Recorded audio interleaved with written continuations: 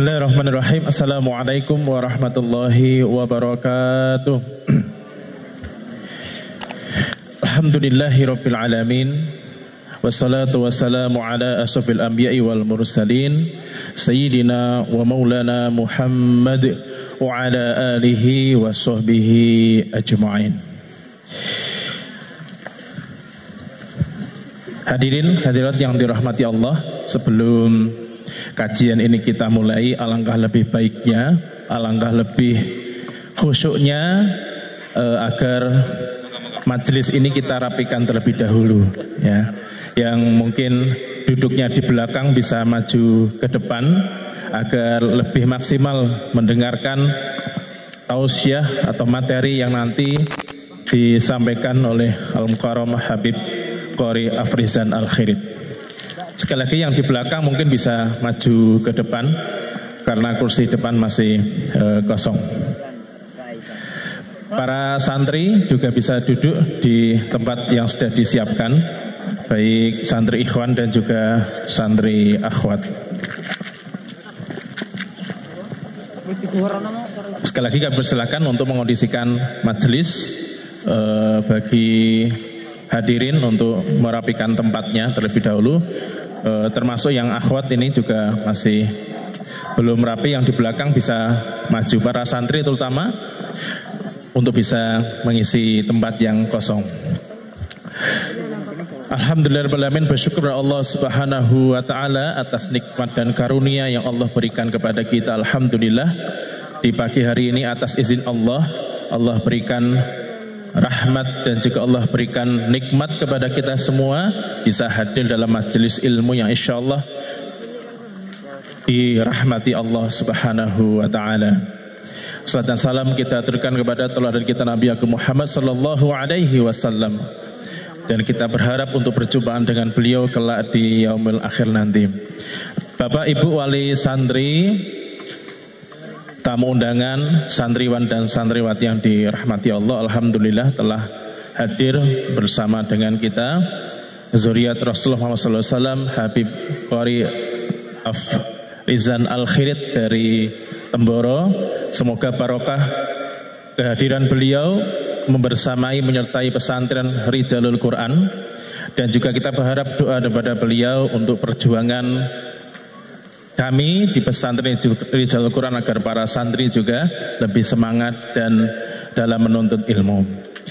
Untuk mengefektifkan waktu pada kesempatan kali ini, kami persilahkan Al-Habib untuk naik ke atas panggung memberikan tausiah dan materi kepada kita semuanya. Tafadhal Habib. Tala'al badru alaina min thaniyatil wada wajaba sukru alaina mada'a lillahi da. Tala'al badru alaina min thaniyatil wada wajaba sukru alaina mada'a lillahi da. Baik, alhamdulillah. Tema kita pada pagi hari ini adalah menjadi santri Al-Quran yang menggetarkan langit dan bumi. Alhamdulillah telah hadir bersama kita Habib Qori Afrizan bin Idris Al-Khirit dari Temboro, dan kita harapkan nanti nasihat ilmu, curahan ilmu kepada kita semua, bil khusus para santri, wali santri, dan ini juga disaksikan oleh para donatur di tempat masing-masing, di rumah masing-masing melalui channel YouTube Rijalul Quran. Dan kami mohonkan untuk Bapak Ibu sekalian para santri untuk mempersiapkan mungkin pertanyaan kepada beliau nanti, mumpung beliau hadir di sini. Insya Allah nanti akan ada sesi tanya jawab pasca sesi pertama untuk materi. Untuk pengantar awal Habib kami persilakan, tafadhol. Assalamualaikum warahmatullahi wabarakatuh. Innal hamdalillah nahmaduhu wa nasta'inuhu wa nastaghfiruh wa nu'minu bihi wa natawakkalu alaihi. Asyhadu an la ilaha illallah wa asyhadu anna sayyidana Muhammadan abduhu wa rasuluh. Allahumma salli wa sallim ala sayyidina Muhammadinil fatih lima ughliqa wal khatim lima sabaqa nasiril haqqi bil haqq al-hadi ila siratikal mustaqim wa ala alihi wa sahbihi haqqa qadrihi wa miqdarihi al-azim amma ba'd. Alhamdulillah, para jamaah dalam acara Khatmul Quran. Ini kalau bukan karena Quran saya mungkin nggak akan sampai ke sini. Kalau kita merenung sejenak, sebenarnya ada satu hal yang menarik kita satu sama lain untuk berkumpul, karena kita itu sama i'tiqad. Apa yang kita yakini, apa yang kita cintai sama, maka itulah hakikatnya yang membuat manusia itu bisa berkumpul. Ini misalnya saya kasih contoh, ini ibu-ibu nih misalnya, atau bapak-bapak lah. Kalau salah seorang dari antum naik bis dan ternyata semua bangku sudah terisi dan yang kosong hanya yang bersebelahan dengan yang terisi itu, berarti antum akan memilih di mana tempat duduk bebas itu. Bisa di samping yang depan, yang kursi kedua, ketiga, sampai ke belakang. Dan ternyata paling belakang ada yang pakai peci atau ada yang pakai jilbab, sama seperti bapak-bapak ibu-ibu. Kira-kira milih duduk di mana? Mesti yang ini boloku iki podo-podo jilbabe. Gitu. Nanti yang pakai peci, iki podo aku iki pakai peci, situ aja. Ya. Sama penampilan saja itu sudah bisa memberikan kita satu keputusan untuk menentukan. Kalau hal-hal zohir saja bisa seperti itu, dalam hal batin lebih kuat daya tariknya. Sehingga orang-orang yang di dalam hatinya ada rasa cinta dengan Quran terpanggil untuk duduk di sini. Terpanggil untuk gembira ketika anak-anak kita menghatamkan Qurannya. Kalau yang tidak ada rasa ini tidak bisa. Maka Rasulullah SAW bersabda, al-arwahu jududun mujannadah. Ruh itu sebenarnya telah dikelompok-kelompokkan oleh Allah. Mana yang satu hobi, satu kekasih, satu cinta, maka dia akan berkumpul karena apa yang mereka cintai. Kalau nggak sama, nanti nggak bisa kumpul itu. Maka sebenarnya yang mempersatukan manusia ini adalah apa kesamaan di antara mereka. Kalau kesamaannya itu sisi positif, maka mereka akan berkumpul karena demi kepositifan itu. Kalau hal buruk, ya begitu juga. Suatu hari diceritakan dalam kitab Syarah Ihya Ulumuddin, Ithafus Sadatil Muttaqin. Suatu hari Imam Al-Ghazali duduk di pelataran masjid di Syam. Kemudian beliau melihat 2 ekor burung. Satunya itu burung merpati, yang satunya gurop, gagak. 2 burung ini sama-sama bercanda, bermain bersama. Maka Imam Ghazali bilang, aneh ini burung ini. Ini beda spesies tapi kok bisa akur, akrab dan dekat. Dalam kaidah orang Arab, at-tuyur taqa'u fi amsalihha. Burung-burung itu akan hinggap menurut spesiesnya. Itu kaidah umum. Tapi ini ada momen yang langka ini. Ini ada burung merpati bermain bersama dengan burung gagak. Maka Imam Ghazali menghardik 2 ekor burung itu, hardik. Kemudian keduanya turun, setelah turun baru terlihat. ternyata yang membuat mereka bisa nyaman berdua bersama, walaupun beda jenisnya, ternyata sama-sama pincangnya. Ketika ada kesamaan, maka itulah alasan orang itu merasa nyaman bersama. Maka kalau kita melihat orang tua itu nggak merasa nyaman duduk sama anak-anak muda itu, enaknya sama tuanya. Anak kecil ini dia akan merasa nyaman sesama kecilnya. Kenapa? Karena sama umurnya, begitu. Nanti ibu-ibu enaknya ngerumpi itu kan kalau sama ibu-ibunya. Kalau ada sepuh masuk itu nggak nyaman, sudah beda arus ini. Ini udah ngintip-ngintip akhirat orang ini. Karena sepuh. Jadi sebenarnya yang mempersatukan manusia itu kesamaan. Ahlul batil berkumpul, ahlul hak berkumpul. Maka berkumpulnya kita dalam majelis yang mulia ini, saya yakin, seyakin-yakinnya, kita tidak akan bisa berkumpul di sini, merasa nyaman di sini, damai di sini, kecuali karena kita dipersatukan karena cinta kita dengan Quran. Hadirin mungkin Allah Subhanahu wa taala, tadi sempat ngobrol-ngobrol saya sama asatid. Saya tanya sama mudirnya, ini santri Rijalul Quran berapa jumlahnya ini? Kata beliau 200 gitu. Menurut saya itu angka besar itu. Karena dibalik kita kalau melihat di belakang anak kita itu ada umat yang banyak, berarti kita itu membawa santri yang banyak. Santri itu tidak ada, santri sedikit itu tidak ada. Suatu hari saya bertamu ke rumahnya Gus Adib. Gus Adib ini cucunya Mbah Ihsan Jampes. Mbah Ihsan Jampes ini muridnya Mbah Khalil Bangkalan, Madura. Mbah Ihsan Jampes ini beliau mengarang kitab namanya Sirajut Talibin, sarahnya kitab Minhajul Abidin Imam Ghazali, sehingga beliau di tanah Jawa ini dijuluki dengan Ghazali Sogir, Imam Ghazali kecil dari tanah Jawa, orang Kediri, Jampes.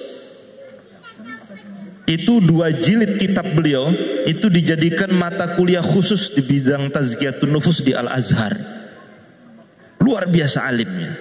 Beliau punya ayah, Mbah Ihsan ini. Beliau ini punya ayah namanya Mbah Dahlan.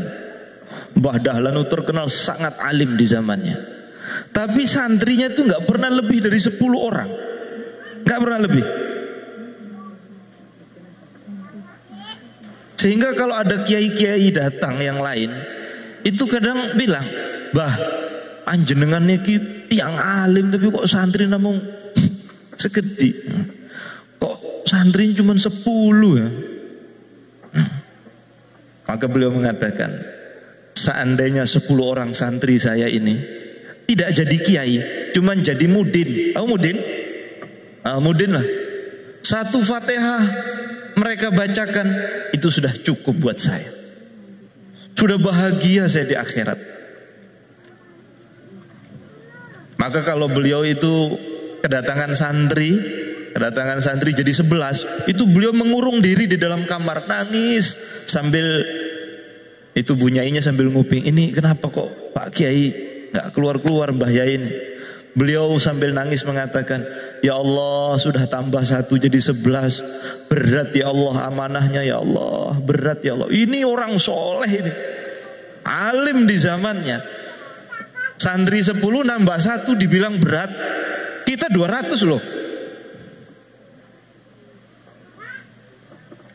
Karena bahasa lain, ketika wali santri datang membawa anaknya ke sini, itu akadnya bukan saya titip anak ya, ini nakal di kampung, waduh udah nggak tahan saya taruh pondok aja. Pondok itu bukan tempat rehabilitas. Pondok itu bukan tempat seperti itu. Wali santri membawa putra atau putrinya ke sini, akadnya apa? Tolong anak saya dibina supaya bisa meneruskan perjuangan ulama-ulama sebelumnya. Akadnya seperti itu. Itu tidak mudah. Ya kita bersyukur ini Rijalul Quran santri alhamdulillah sebanyak ini. Dulu saya pernah ngaji di India. saya ngambil sanad hadis di pondok Diuban, pondok di Hindustan, di India. Itu pondok itu seluruh ulama-ulama baik itu di Afghanistan, di Pakistan, India, Bangladesh, Kashmir, semua wilayah Hindustani, karena pecah-pecah itu kan setelah dijajah Inggris. Dulu nggak seperti itu. Dulu ketika India dijajah Inggris, maka ada seorang ulama namanya Syekh Qasim An-Nanutwi namanya. Syekh Qasim Nanutwi ini berpikir, ya Allah, apa yang saya harus lakukan di tengah penjajah ini sedang merajalela di negeri ini, dan bagaimana nasib umat Islam. Maka akhirnya beliau itu ngajar di bawah pohon delima. Saya sempat datang di pohon delima, itu udah berapa ratus tahun yang lalu. Pohon delima, beliau duduk di bawah pohon delima, santrinya 4 orang. Hanya 4 orang. Setiap ada orang lewat itu diketawain. Syekh, ngapain? Santri cuma 4. Maka beliau tunjuk salah satu muridnya yang ada di situ, namanya Mufti Mahmudul Hasan. Ditunjuk, santri saya yang satu ini, di belakang dia ada puluhan ribu umat. Tunjuk. Jadi pesantren itu jangan lihat fisiknya. Orang-orang dulu itu pesantrennya bermula dari bawah pohon delima, dan saya datang ke pohon delima itu ketika saya ada di sana. Dan sekarang pohon delimanya itu dibangunkan musola. Pondok pesantren Diuban yang telah mengeluarkan ulama-ulama besar beratus-ratus tahun. Bahkan dulu Turki Utsmani ketika perang melawan Balkan, Rusia, itu minta bantuan pondok pesantren Diuban karena terkenal dengan santri-santri Diuban yang pintar silat dan menang. Maka Sultan Turki Utsmani menghadiahkan khirqah jubah Rasulullah kepada pondok pesantren Diuban karena bantuan santri. Nah, santri itu kalau jihad itu bukan hanya bawa pentungan, dia bawa Qur'annya, dia bawa zikirnya, dia bawa wiridnya, jadi berbeda hingga Allah karuniakan kemenangan. Itu pondok pesantren Diuban, 4 orang. Sekarang ma'hadnya itu mencetak setiap tahun puluhan ribu ulama telah keluar dari pondok ini. Jadi pondok itu intinya kalau sudah dimakbul, diterima oleh Allah Subhanahu wa taala, maka Allah akan munculkan dari pondok tersebut orang-orang besar yang berkhidmat kepada umat ini.